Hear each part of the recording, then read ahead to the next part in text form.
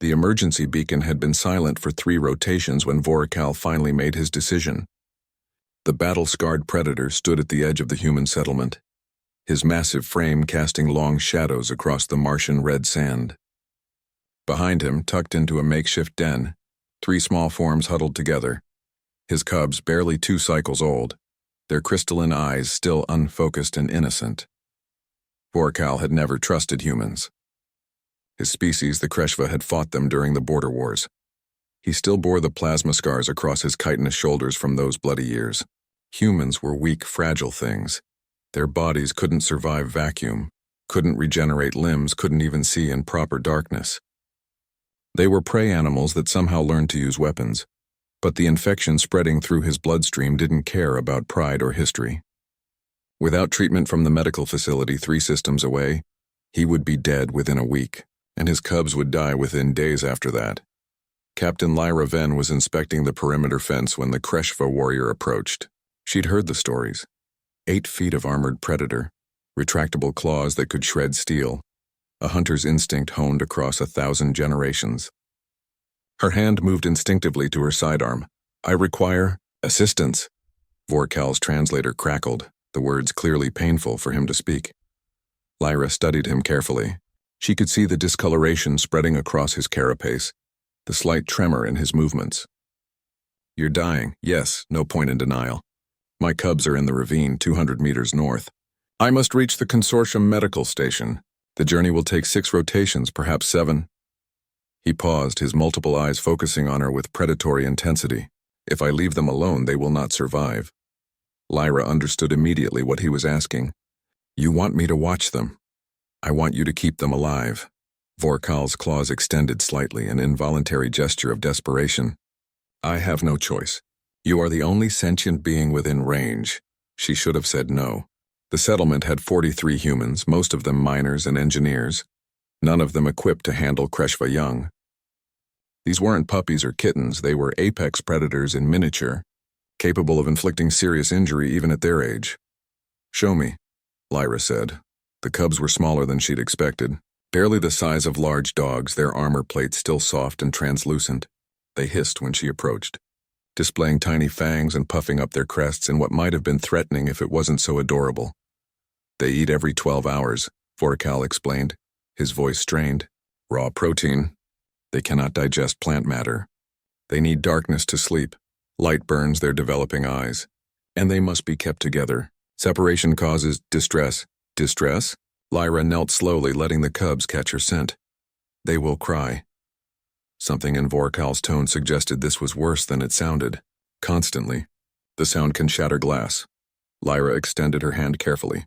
The largest cub, a female by the pattern of her markings, sniffed cautiously before pressing her head against Lyra's palm. The other 2 watched with wary curiosity. "I'll keep them safe," Lyra promised. Vorakal stared at her for a long moment. Then, in a gesture that went against every instinct of his kind, he bowed his head. "If you betray this trust, human, I will dedicate my remaining life to hunting you." "I know," Lyra said simply. The first 2 days were chaos. The cubs destroyed 3 mattresses, knocked over a storage unit, and somehow managed to get into the ventilation system. The smallest one, whom Lyra had started calling Snippet, developed a cough that required her to jury-rig a humidifier from spare parts. The middle cub refused to eat anything except fresh meat, which meant Lyra spent 4 hours hunting rockhoppers in the hills. But by the 3rd day, something shifted. The female, Maven, Lyra had named her, started following Lyra everywhere, her small claws clicking on the metal floors. Snippet began purring, though the sound was more like grinding gravel, when Lyra held him.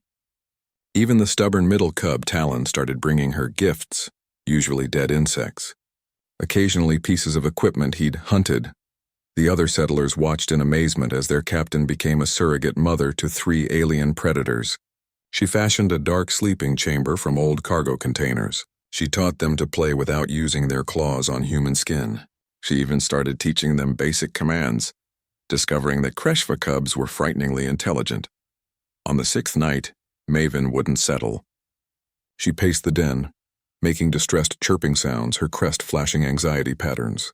Lyra recognized infection when she saw it. A deep scratch on Maven's hind leg had become inflamed. The settlement's medical supplies weren't designed for Kreshva biology. Lyra spent 3 hours cross-referencing alien physiology databases, mixing compounds, testing pH levels. Finally, she created a paste that wouldn't kill Maven outright, and applied it carefully while Snippet and Talon watched anxiously. By morning, the swelling had reduced. Maven licked Lyra's hand with her rasping tongue, a gesture of pure trust. Vorkal returned on the 8th rotation, his carapace gleaming with health, the infection purged.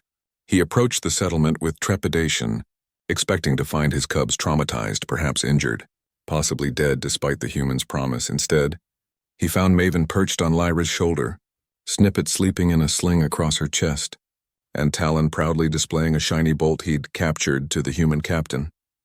All 3 cubs bore grooming marks, their plates clean and lustrous, their eyes bright with health and contentment. Lyra was teaching them a coordination exercise, using pieces of dried meat to reward successful teamwork. They moved with precision unusual for cubs their age, responding to her voice commands in both English and approximated Kreshva. Vorkal stood frozen, watching this impossible scene. His cubs, apex predators, warriors in waiting, playing gently with a human. And Lyra, fragile human that she was, had earned something his species rarely gave: absolute trust from young Kreshva. "They're ready to go home," Lyra said, noticing him finally.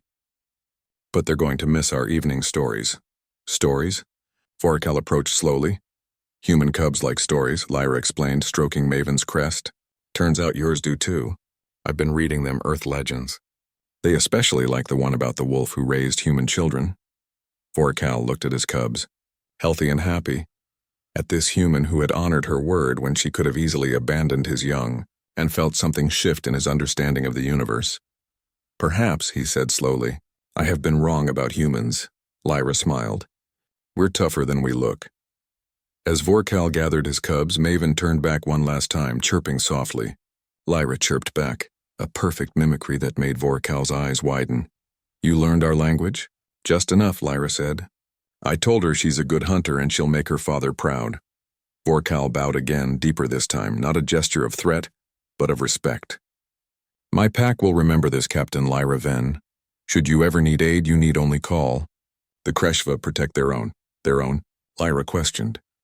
"You earned that title the moment you treated my cubs as if they were your own flesh." Vorkal's translator couldn't quite capture the emotion in his voice. "Among my people there is no higher honor."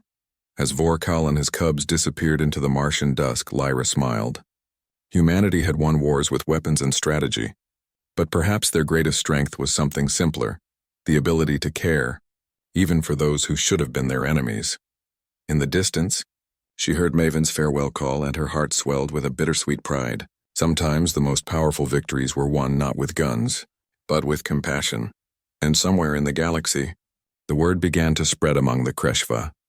There was a human who had earned a warrior's eternal respect, not through combat but through something far more profound: love without condition, given freely to cubs who were not her own. That was the day the Kreshva learned what humanity had known all along. The fiercest weapon wasn't always the sharpest claw or the deadliest gun. Sometimes it was simply an open heart.